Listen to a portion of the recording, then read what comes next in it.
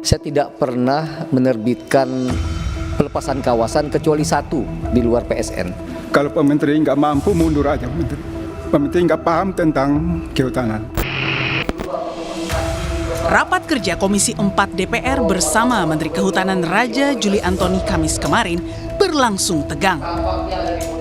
Ini bermula ketika Menhut Raja Juli mengungkapkan angka deforestasi hutan berkurang pada tahun ini dibandingkan dengan tahun sebelumnya, termasuk di 3 wilayah yang terdampak parah bencana banjir bandang dan tanah longsor. Ia pun mengklaim tidak pernah mengeluarkan izin pelepasan kawasan hutan di wilayah terdampak bencana. Deforestasi Indonesia hingga bulan September menurun sebesar 49.700 hektar jika dibandingkan tahun 2024. Penurunan deforestasi tersebut juga teridentifikasi pada 3 provinsi terdampak banjir. Di Aceh menurun sebesar 10,04%, di Sumatera Utara menurun sampai 13,98%, dan di Provinsi Sumatera Barat turun 14% jika sekali lagi dibandingkan dengan tahun 2024. Saya tidak pernah menerbitkan pelepasan kawasan kecuali satu di luar PSN, yaitu pelepasan kawasan untuk kepentingan IAIN di Kampung Pak Johan di Bima. Di 3 provinsi terdampak 1 jengkal pun saya tidak pernah melakukan pelepasan kawasan di tempat tersebut. Klaim penurunan deforestasi Menhut ini dipertanyakan anggota Komisi 4 dari fraksi PDI Perjuangan Sturman Panjaitan. Ia pun menantang Raja Juli untuk bersama-sama mendatangi wilayah yang diklaim deforestasinya sudah turun. Nah, ini Pak yang di atas ini. Kemudian berikutnya ini di di Kecamatan Batang Toru ini. Nah, ini di atas ini putih itu Pak sudah dihancurkan semua Pak. Dan itu yang titik merah itu Kecamatan Batang Toru yang kemarin porak-poranda. Nah, ini yang kita ingin dengarkan dari Bapak. Bukan bicara Bapak belum mengeluarkan satu pun tentang izin penggunaan hutan, bukan itu poinnya Pak. Deforestasi di 3 provinsi terbanyak terdampak bencana banjir tahun 2025, Masya Allah turun Pak. Kayak mana turunnya tuh Pak? Kayak mana? Apa yang Bapak maksudkan turun? Macam mana?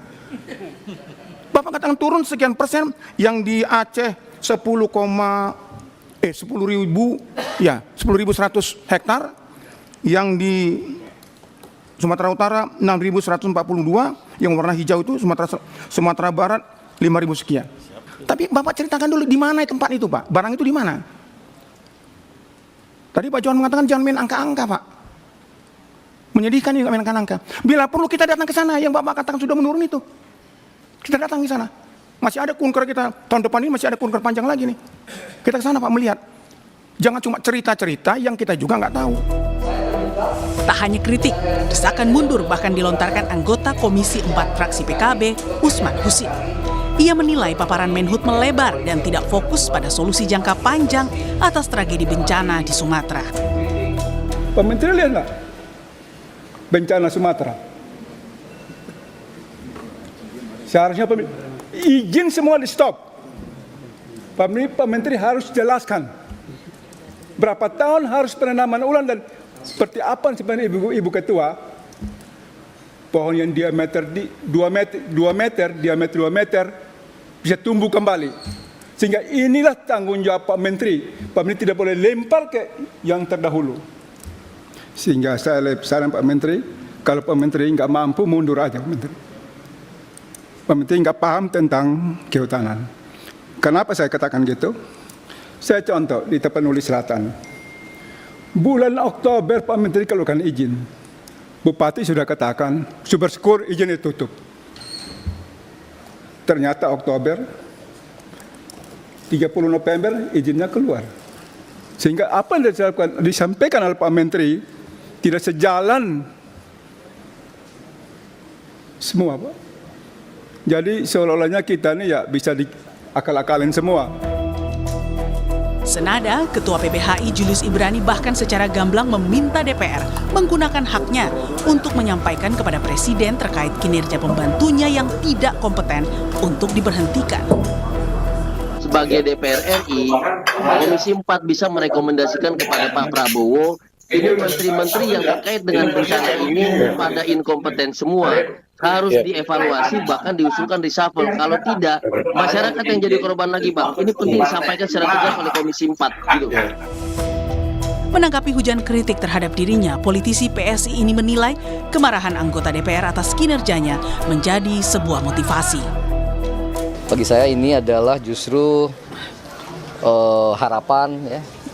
Kritik itu adalah harapan, kritik itu adalah motivasi. Tentu kita berharap kritikan atau bahkan kemarahan itu pada ujungnya nanti akan menjadi partisipasi yang lebih produktif, ya. Berbagai temuan aksi perusakan hutan yang dipaparkan Menteri Kehutanan serta investigasi Satgas PKH kini dinanti publik. Beranikah negara menghukum berat perusak hutan di Sumatera? Tim Liputan Kompas TV.